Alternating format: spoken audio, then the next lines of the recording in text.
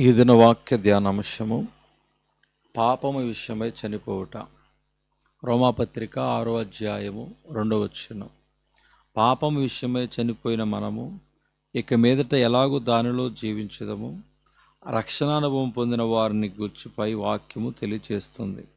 క్రీస్తు రక్త పుణ్యము వలన ఆత్మ సంబంధమైన మరణమును జయించిన ఆయన బిడ్డలు ఇక మీదట శరీరాశ, నేత్రాశ, జీవడమ్మ వలన జయించబడక క్రీస్తు పునరుద్ధాన శక్తితో జయ జీవితము జీవించవలెను. అవును, ఇదే పాప విషయమై చనిపోవుట అను గొప్ప స్థాయి. నేను క్రీస్తుతో కూడా సిలువ వేయబడి ఉన్నాను. ఇకను జీవించువాడని నేను కాను, క్రీస్తే నా యందు జీవించుచున్నాడు. నేనిప్పుడు శరీరమందు జీవించుచున్న జీవితము నన్ను ప్రేమించి నా కొరకు తన్ను తాను అప్పగించుకున్న దేవుని కుమారుని యందలి విశ్వాసం వలన జీవించుచున్నాను. గలతీ పత్రిక 2వ అధ్యాయం 20వ వచనం. పాపముల విషయమై చనిపోవు అనుభవమును తాను సిలువ వేయబడు అనుభవముగా పేర్కొన్న పౌలు దాన్ని అతిశయ కారణముగాను చెప్పుచున్నాడు. మన ప్రభు అయిన యేసుక్రీస్తు సిలువ యందు తప్ప మరి దేని యందునూ అతిశయించుట నాకు దూరమగునుగాక. దాని వలన నాకు లోకమునకు నేను సిలువ వేయబడి ఉన్నాను. గలతీ పత్రిక 6వ అధ్యాయం 14. అంతేకాదు, క్రీస్తు యేసు సంబంధులు అనే ప్రత్యేకమైన గుంపును గూర్చి వ్రాయిచున్నాడు.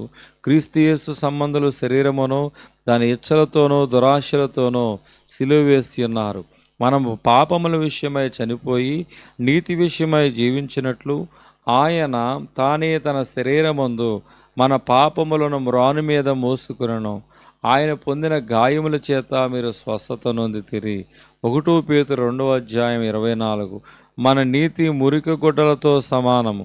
మనం రక్షణ వస్త్రము ధరించుకున్నప్పుడు నీతి అను పైబట్టను ధరించుకొనవలను. స్వనీతి స్థాపింపగోరుచున్న యూదులు నేటి వరకు మోషే ధర్మశాస్త్రమును నమ్ముచున్నారే గాని కృపాసత్య సంపూర్ణంగా వచ్చిన క్రీస్తును నమ్ముటలేదు.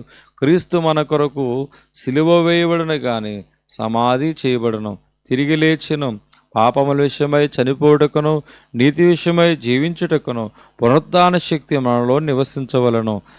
మృతుల నుండి క్రీస్తు యేసును లేపినవాడు చావునకు లోనైన మీ శరీరములు కూడా మీలో నివసించుచున్న తన ఆత్మ ద్వారా జీవింపచేయును. రోమాపత్రిక 8వ అధ్యాయము 11వ వచనం చూడగలుగుతున్నాం. దేవుడి దిన వాక్యమును దేవుడు దీవించునుగాక. ఆమేన్.